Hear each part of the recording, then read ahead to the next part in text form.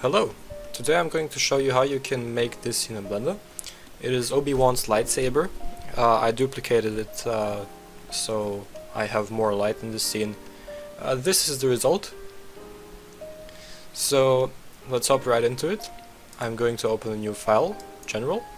Then I'm going to delete everything in the scene by pressing A, X and then delete. Next I'm going to open my toolbar and enable my screencast keys so you can see whatever I'm doing. Everything I do is displayed down here. And that should be it. I'm going to load in my reference image I got from the internet by dragging it right in here. You can find that same image by opening Google and typing a lightsaber blade, oops, not length, but lightsaber Obi-Wan, and I got right that. This is like from some online shop, and that should be it. Just close it up. Next up in Blender, when you drag it in, you can press Alt G and R to reset the rotation and rotation. Then we're going to rotate it by 90 degrees along the x-axis by pressing R, X and 90. Then I'm going to press number pad 1 so we can get into front orthographic mode.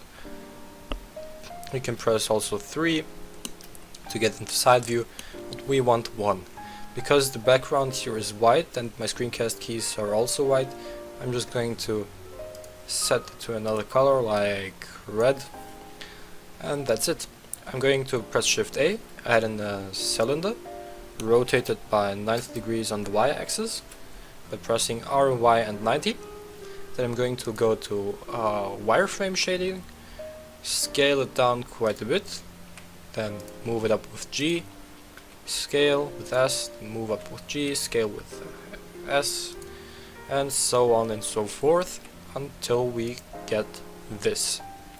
Then I'm going to hit Tab to go into edit mode and go to face select mode. You can do that by pressing number 3 above your letters. By pressing 1 you can select vertices, by pressing 2 you can select edges, and 3 is faces.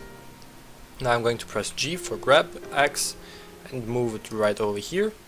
I'm going to select this face over here, then press G, X and move it right over here. And now we're just going to block it out so we get the general shape of it. I'm going to press E for extrude, then move it down here and scale it down quite a bit like this, and then press E for extrude, then E, S, scale it up like this, then E for extrude, then E, S, move it up like this. Actually no, let's not do that. Let's actually press E until we get to like here, because we see there is like a small hill goes up. Then we're gonna extrude it like this and then scale it up, so we get that small incline over here. Then press E to get it down here, E again, then scale it down to get that fall off, then E for extrusion until we get along here, then S, or E then S, then E to bring it out to right about here. You can see it lines up at the top, but it doesn't really line up at the bottom, which actually doesn't matter at all, because this image is not orthographic, so it's not straight on, it's taken from some weird angle, so you're never going to get the perfect lineup. Just focus on one edge, the upper or the lower. I'm focusing on the lower, I'm focusing on the upper, so that's it. Then I'm going to press E, then S to bring it down like so, then press E again. Now you can see this is way too small because you can't actually see what you're doing.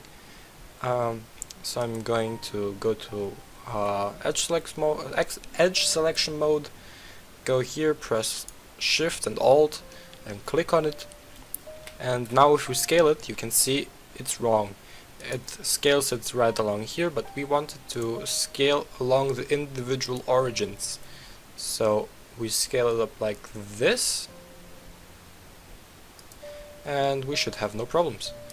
Then I'm going back into face select mode, press ES, make it like this, and we can see if I drag it along here, it doesn't really do much, but I have to pull it up. We can solve that by hitting Ctrl A and rotation and scale. Now if I press E and S and now E, I can drag it along here and not up and down, so that helps. Now I press E and S to scale it up like this, E for extrusion, E for scaling. So I'm going to scale it right to up here, then extrude it along here. And now what I'm going to do is, you can see I didn't line it up well. That's because I want to press Ctrl R to add in a loop cut, then press right click to snap it back into the center, and scale it up a bit so we get that curve. It looks really blocky and sharp, but we're going to smooth it out later by applying a Subdivision surface modifier. Now we can go right here. I'm going to get this face, press E to extrude to right about here until we get to that rubber part, then E to extrude again to the end of that rubber part, then we have that kind of notch or ridge. Then we press E again, then E again, until we get to the end. Now we will model this later, this ring and these boxes along here and this. Right now we are going to do the ridges. We're going right here. By the way, if you press shift and middle click, you can navigate like this, so you don't actually shift your view. If you do, just press number pad 1 and you should be back in orthographic mode. Now we're going to press Ctrl R, add a loop cut, bring it right around here, then do it again and bring it right around here. And now what we were going to do is, I'm going to press Alt and then this to select this ring. You can select edge loops like this, so I'm going to select this one, press E, S, Shift X to scale it along every axis but X. Just do it like this, so we have that little ridge. Now what I'm going to do is add in 9 loop cuts, because we have 1, 2, 3, 4, 5, 6, 7, 8, 9, or 1, 2, 3, 4, 5, 6, 7, 8, 9 ridges over here. So I'm going to add in 9 by adding just some, and then going here and adjusting the number to 9. You can see they look nowhere near where they're supposed to be. So I'm going to press G and then X to move them just along the x-axis so they don't go up and down or something like that. So restrict them to the x-axis.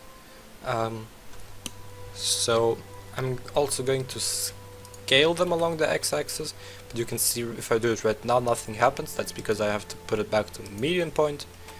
So scale it a bit more, not like this. You just have to scale them along the x-axis, so that's good. Bring them to the center roughly, and that's good. Now what we have to do is press Ctrl R so we can get a loop cut everywhere where there's an incline, like this. Also here.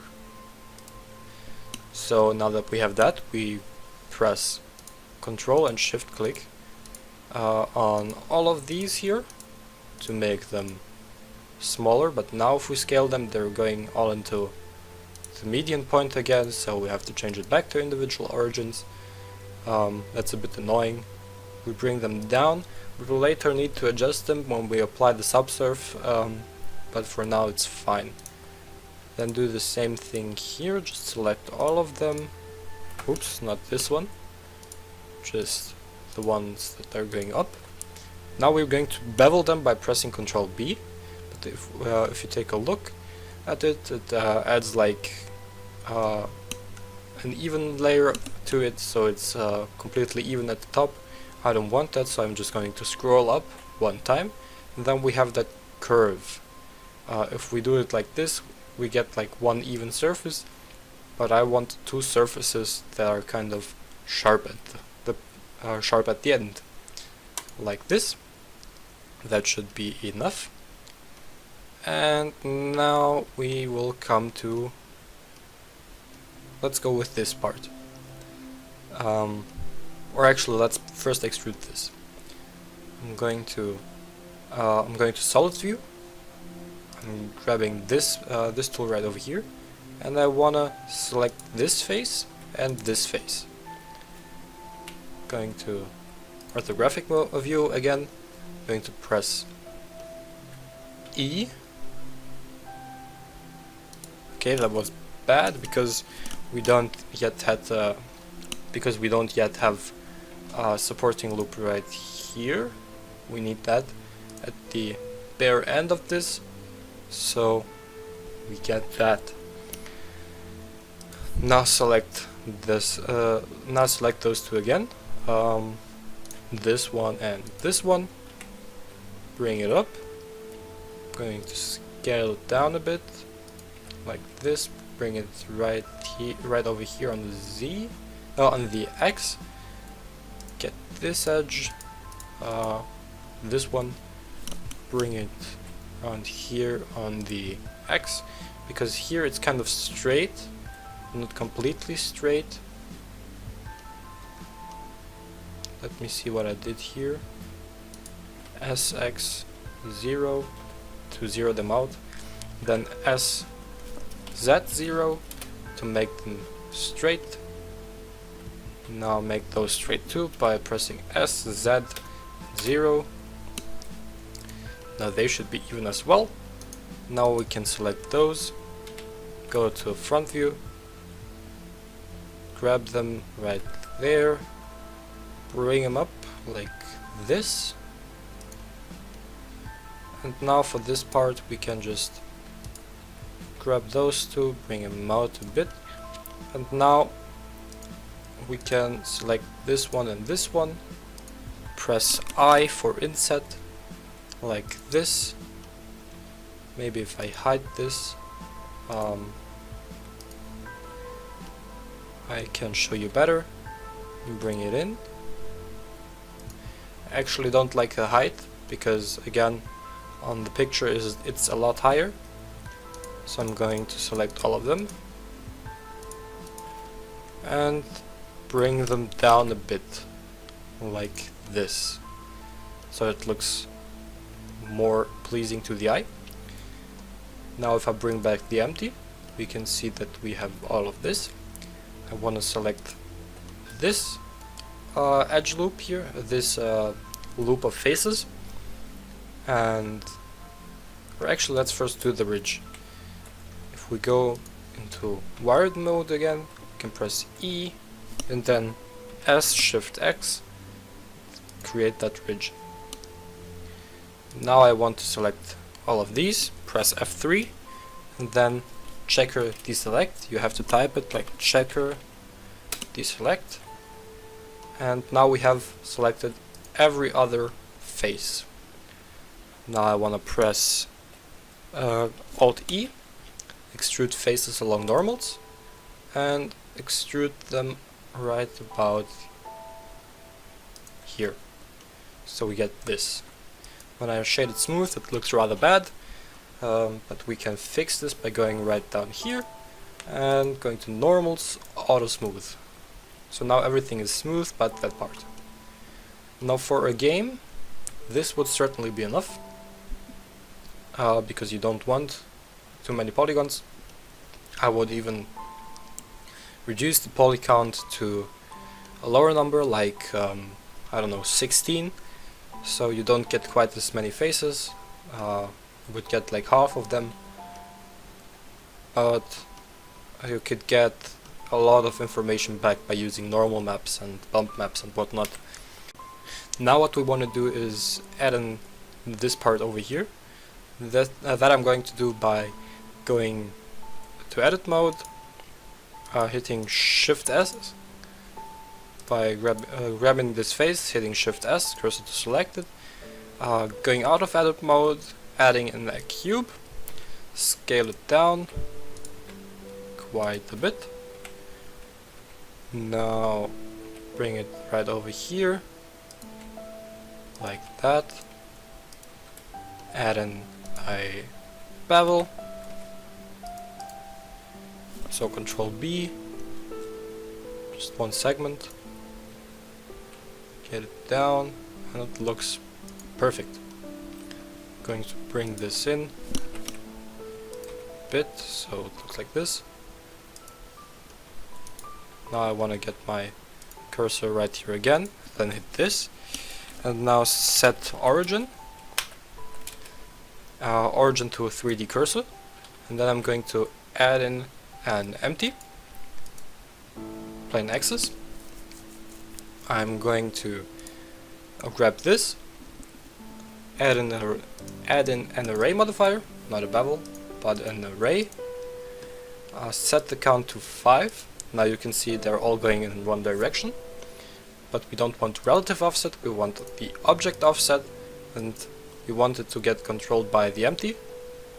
Now this is not correct as well. We want to apply the rotation and the scale and rotate it around the x-axis by 72 degrees. And yeah, I selected the wrong empty, so get this empty 001, and that should be fine. Now I want to apply the rotation and the scale, rotate it along the x by 72 degrees, and apply the scale for this one. So now we get this, but it's quite big, so I'm going to scale it down even more in edit mode, like that, and there we go. Now we could add in a bevel modifier, set it to about 0.05, or even smaller, 0.02, even smaller than that, 0.01, and up the count for the segments. I would even go as far as bringing it in even more, like this. That should be fine like that. We can now get this face on top and bring it up again, make it broader a bit. Oh, we don't need to, it looks good. So we have that. Now what we can do is add in our subdivision surface modifier. We will go to our sword, add modifier, subdivision surface, and set it to 2. Now we can see it doesn't look anything like it used to look before, and that's because it looks all smoothed out, and we don't want that. So now what we want to do is go to front orthographic mode again and place in some additional loop cuts, like for instance right here. I want to press Ctrl R and bring it right here so it gets a lot tighter around this edge, and then add in another one right here, get it down, scale it up a bit so we get that curve right here, bring it out again and align it so it looks like this. Now add another loop cut, bring it right to the end, and this one we want to bring to right around here to get a little edge. Now we want to add in a loop cut right here to get this. Here we want another loop cut like this. This one should be completely flat, so we add it right to the right hand side. Get another one, place it around here so we get a little edge. Same thing over here, just a small tiny edge like this. Add in another one like that, and we want a small edge over here. Let's zoom in a bit. Small edge over here like this. Here we want it all the way to the right. Right here we can press, we can add it into the center and then bevel it to get an even distribution like this, and it looks fine. Now we want a little edge right over here, and we want a loop cut over here. Let's make it smaller, like that. Now let's add one over here, all the way to the right. Now let's add one over here, and let it have a little edge over here. I'm gonna give it some breathing room. We tap G twice, it slides the edge along its vertices or along the other edges. Now I want to see the reference again, so good, like this, and then like this. This looks perfect. Now this is a big n-gon, so it means it has more sides than 4, and that's not good, but we will roll with it because it's not that important. We will just grab it, the face, hit I for inset, make the opening a bit smaller, then press E to extrude it downwards like this, and I will just hide this because I don't want it. Now let's add a loop cut right here. Let's make it smaller like this, add another one right here, bring it down like this, and let's grab this face and hit I for inset, and then we have that. So this looks real clean and nice. Now what we want to do is bring back the image. We can see these don't really line up, so we want all of that selected. I will disable this. I will disable the subdivision surface. Deselect everything, and grab all of this. So like that. Just hit B to box select and select all of these faces.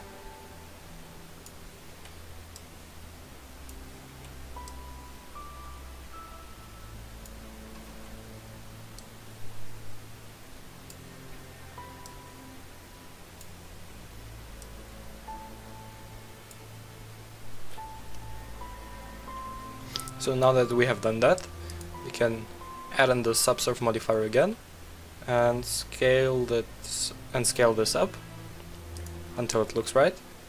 Now I'm going to disable it again, go to edge select mode and select all of this.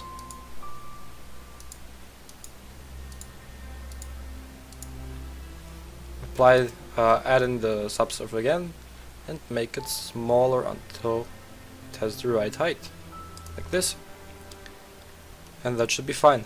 Now we can see we have a really rounded edge right here. We don't want that, so we add in a loop cut, bring it right over here, like this, give it a little edge. That should be fine. Yeah, this end is really messed up, so we're going to add in a loop cut right here, bring it almost all the way in, and we will give this an inset like this, and this looks fine. Now we can see this is going inwards. We don't want that, so we get ourselves another loop cut, move it over here, give it a small edge, and again here just add one, bevel it just a bit like that, and that's fine. Now for this is all blended into the handle. We don't want that, so we're going to add in a loop cut like this, bring it all the way over here but not quite to the end. Same thing on the other side, and now we have this. It looks nice. or I would even go as far as pushing this even further and getting another loop cut right here and placing it there, so it's not blended in anymore. Maybe give it a little bit of distance, like this. So that looks nice, but I'm kind of irritated by the shading, so I'm gonna move it a little bit further. This is better. Now I want this to be nice. Now I want this to be nice looking, so I'm gonna add in a crease right here, like this. Get this right, and get this right.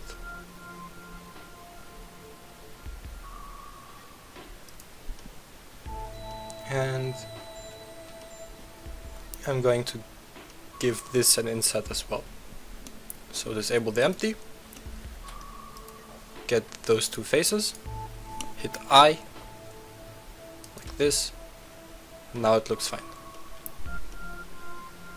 So this is all the modeling done. Shade the smooth. Now what we want to do is make some materials. Now I have a reference, this the same image. I'm just gonna open it on my other monitor so I can see the exact colors, and I'm going to open this up and go to shaded view, and let's start with the basic material. Get this, the first material, set it to 1. I'm gonna name this chrome, and I'm just gonna set this to 0.2, so it's really shiny, or even 0.25, so it's not as shiny but still very reflective. And that's our base material. I'm gonna add it to these two, so just grab them, go right here to the material tab and apply that material. Now what we want to do is grab our sword and go into wireframe mode, grab all of these by box selecting them, adding a new one, hit assign, new.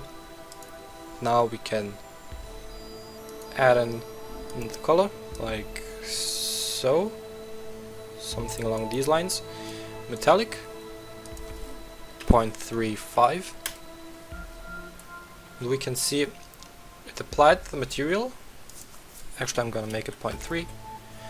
It applied the material, but we can see we have that that edge which we don't want, so I'm gonna push this back by adding in another loop cut right here and right here. So now it's perfect. Now we're going to do the same thing for the rest of the model, just adding in materials for this, for this, for the faces only, like that. Looks nice. Go into shaded view, adding in a new material, assigning it, make it metallic, giving it nice goldish color, like that, 0.3, and that's nice. Now again we have this transition over here which we don't want, so add another loop cut, and right here add in another loop cut, like that. I did it poorly. Let's do it again, all the way in, like that. And that's almost all the materials. I'm going to add in, yeah, what? The rubber material next. Get all of this right up to here. Add in a new one, new, apply, and I'm just going to make this black. So like this, bring up the roughness to 0.7, and this looks fine. Now what I'm going to do is adding in the same material over here. So I'm going to select all of this, like so, and just hitting assign.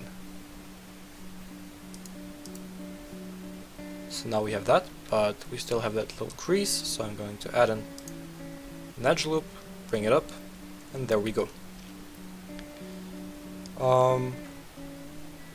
Yeah, that's it.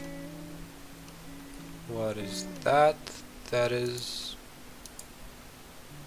something. Let's get this chrome. Okay, now it looks fine from all of the sides. Okay, now we have that gold material up here again. So I'm just gonna grab those two faces, like so. Apply it to all of them. Just pressing C for circle selection. Give it gold material. That's fine. And we're good to go. Now comes the actual lightsaber part itself. I'm going to save this. Star Wars tutorial. Let's get this face. Hit Shift S. Cursor to selected. Add in a cylinder.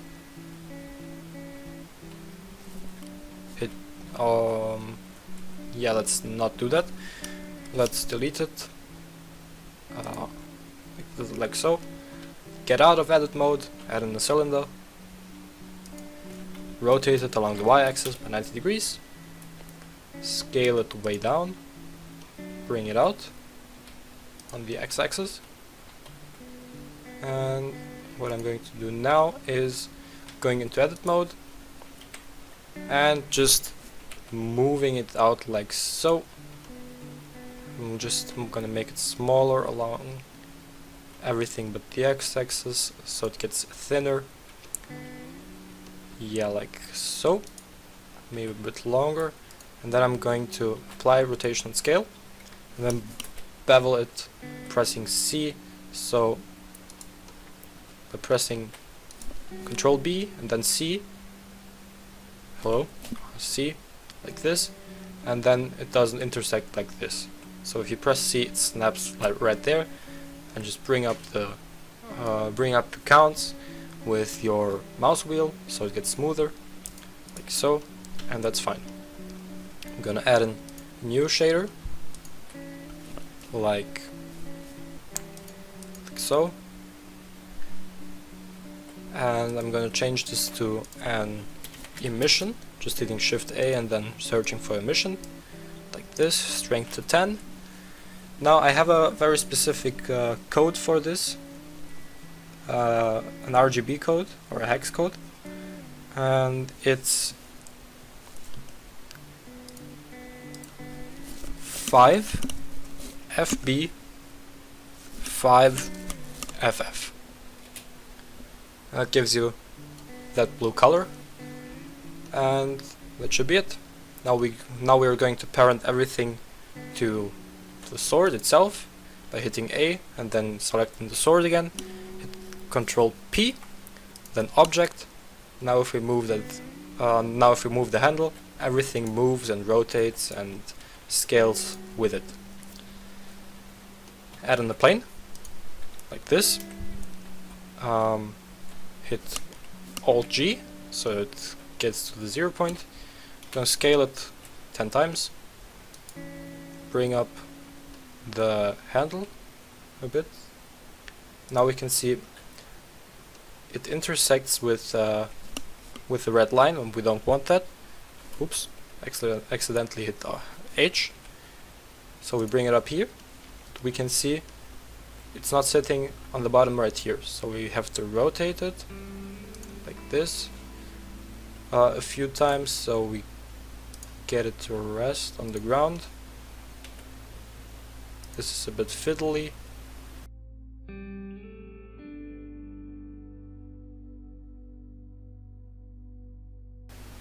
So yeah, like this. Even if it does intersect a little bit, it's not important, because it actually has to intersect just a bit, not too much, so the blade disappears in it, but just really a really small amount, and that should be fine. Now what I'm going to do is give the plane the material. I'm gonna make it gray like this, bring the roughness, actually let's give the roughness a texture, so I'm going to add in a noise texture, just plug it right in here, and that should all be fine. Yeah, I'm gonna save again, and I'm gonna add in an HDRI. You can add an HDRIs. Oh, this is not shaded smooth, so shade that smooth. You can add an HDRIs by going to the World tab, going to the dot, environment texture, open, then locate the folder to which you have saved your HDRI.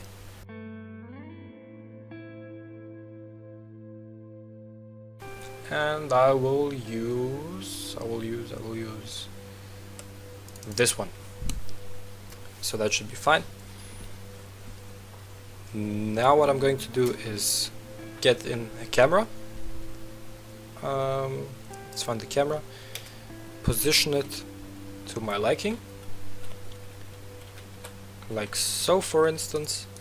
I'm gonna make the ground plane a lot bigger so it covers up the whole screen, or the whole camera view.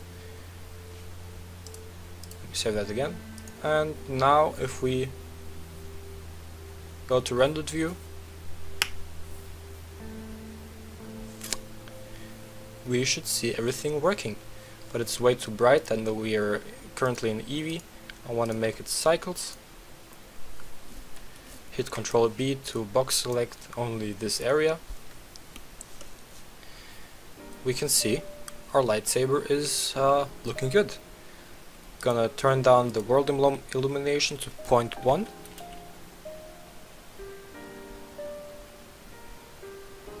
Like so. Now I'm going to hit G, Shift Z to move it and rotate it along the Z axis.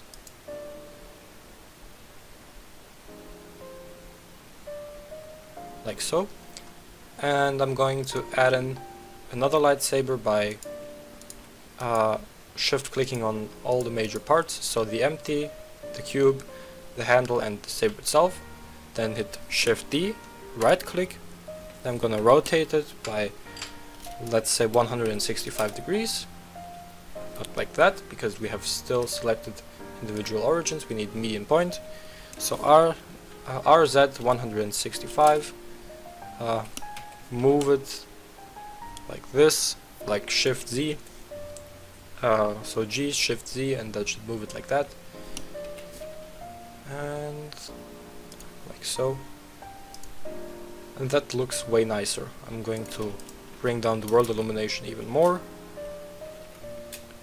like so. And that is looking good. Now I'm gonna give this a quick render with, let's say, 750 samples. But before that, I want to add in an empty right over here to this part. Image, empty, plane axis.